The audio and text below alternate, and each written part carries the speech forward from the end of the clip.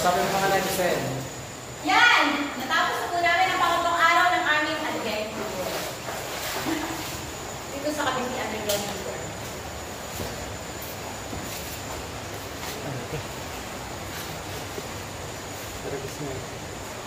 Help! Alimatic ako sa'yo. Dali. Saan ka? Wen, may alimatic dyan! Wen! Nakabit yung paa mo. Talaga ba? Ay, nabot yun. Hindi ako nakay...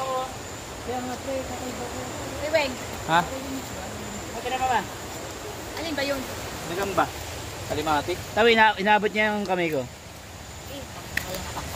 Gusto mo na, Wen, may alimatic din eh. Ayun nga, pakapit na gulo. Ayan, taga doon. Eh, taguin mo na. Para ikat na. Dali ko.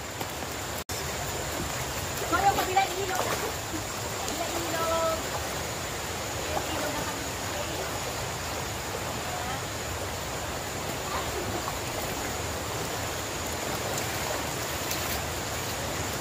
Bigat pala na to, ano. Kumikita ka na ba sa mo? Sa reels mo? Wala pa din? Ganda lang tayo yan sa Facebook natin.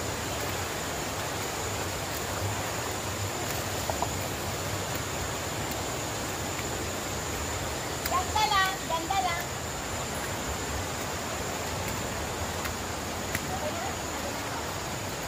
Anong oras na? Galing yung Go, dito sa guys. labas. Ano ka ba? Makatapos na tayo pumunta sa cave. And now, mag-swimming na po kami sa Cavite River. Ang alimatic dito yung sa damuhan. Kita mo nga doon nasa labas agad. Taas mo rin. Samahan nyo kami, guys. Samahan nyo kami, everyone. Parang puti ka naman dito. Oh, puti ko. Naka-beauty. Naka-beauty plus. Wala, di ka ako marunong. Ito nga po pala yung kapatid. Hello. Hello, Philippines. Then, So dito sa Cavite Underground River and Cave, 650 ang entrance per head. Tapos 1,000 ang tour guide. Para sa tour guide per group. Ganon.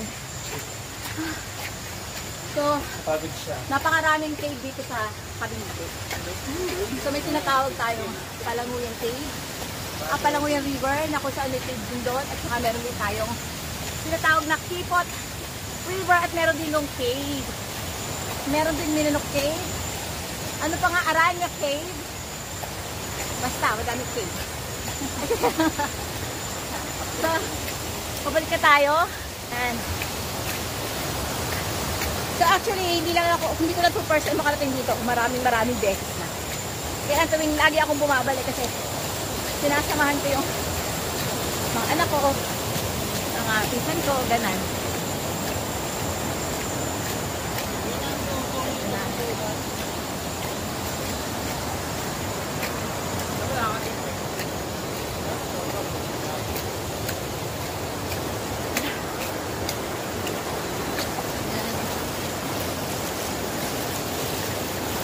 Kahit parang pagkakitan mo kayo.